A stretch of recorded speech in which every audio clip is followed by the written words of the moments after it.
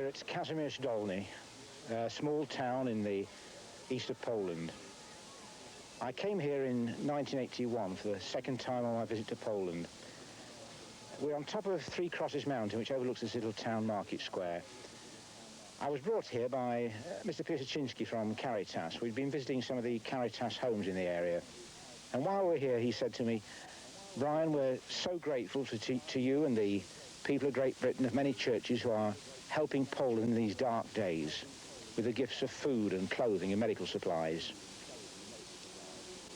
I brought you here because this is a symbol of Poland. Poor old Poland, we are like the Lord Jesus Christ, crucified on a cross between two thieves." That night I made a commitment to God on Three Crosses Mountain that I would come to Poland whenever he wanted me to, but he would have to tell me when to come and provide the wherewithal for me to meet the needs of the Polish people in those dark days.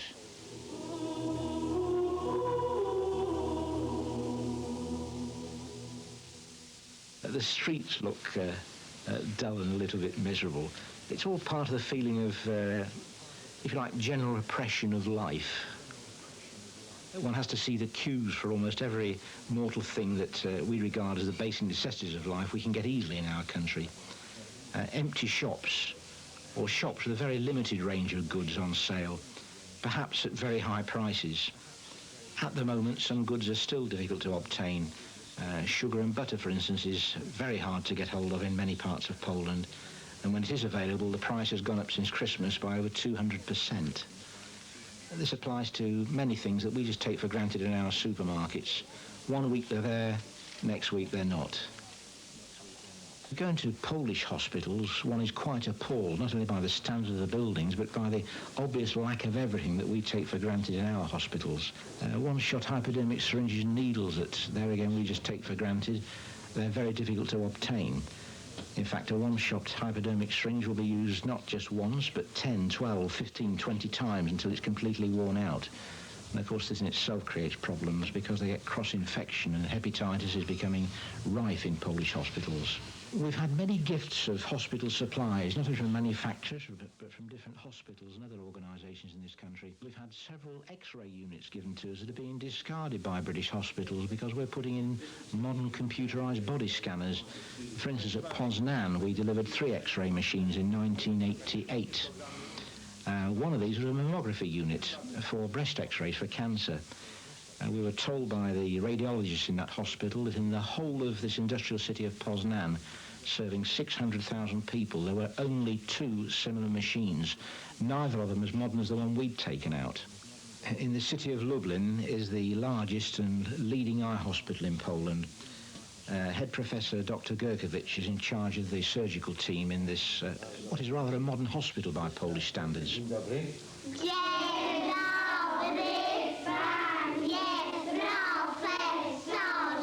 Dobry, chodź, idź tam, teraz, o.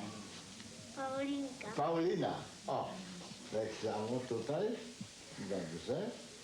A ty, Paulin, ty jak się nazywasz? Justynka Sywianka. Aha. The operating theatre, for instance, was only built about 10 years ago. Unfortunately, they're short of all sorts of equipment. Well, there was a 74-year-old patient, a farmer from the neighborhood from the Lublin, and he came to our clinic practically blind because of a cataract. He was operated with equipment donated by the Salvation Army to our clinic, and now he's already 7 days after the operation, and he is no more blind, and he can very good see with this operated eye. The gift of equipment such as this has helped to cement very good relationships between the Polish state authorities and the Christians of the various churches that we're helping in Poland. The state authorities appreciate the fact it's Christians from the West helping their hospitals through their own Christians in Poland.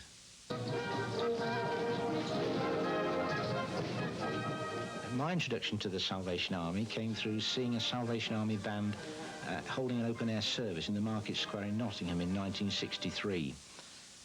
Eventually, my conversion to Christianity and my eventual membership of the Salvation Army can be traced back to this open-air witness of the Salvation Army Band.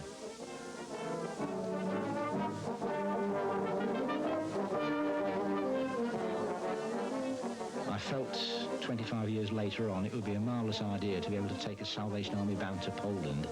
There's something unique as far as the Polish people are concerned.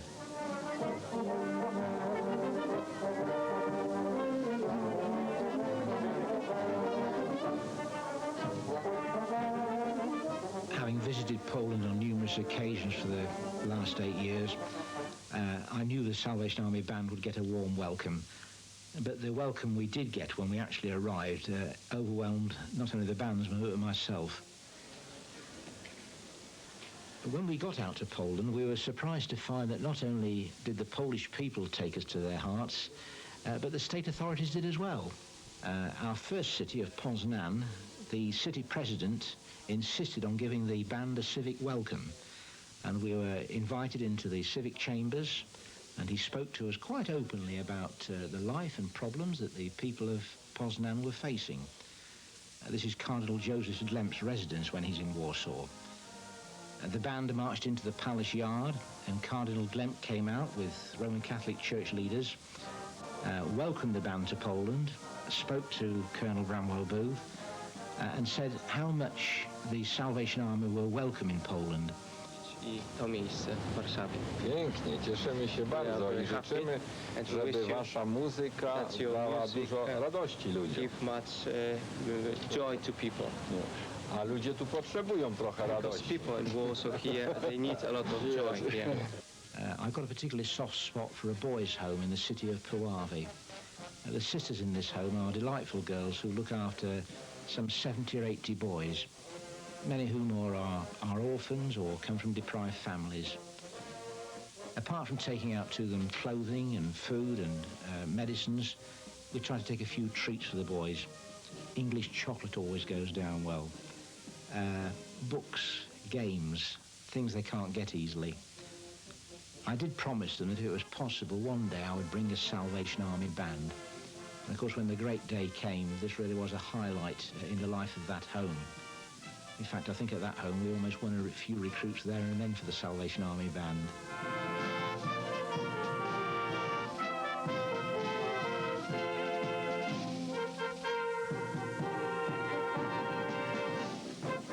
The visit of the Salvation Army Band to Poland made a tremendous impact on the people of the 3 cities that we visited. And not only did they receive a blessing, but the Salvationists who went on the tour received an extra blessing themselves. Everywhere we went, we felt the openness that glasnost and perestroika is bringing into Eastern Europe. If you look again at the situation that Poland's in, somehow I personally feel it's the doorway to the whole of Eastern Europe and Russia beyond for Christian life, work and witness. And Jesus' words that the fields are white unto harvest and makes us think of the possibilities there are not only in Poland, but in the whole of the Eastern Bloc countries.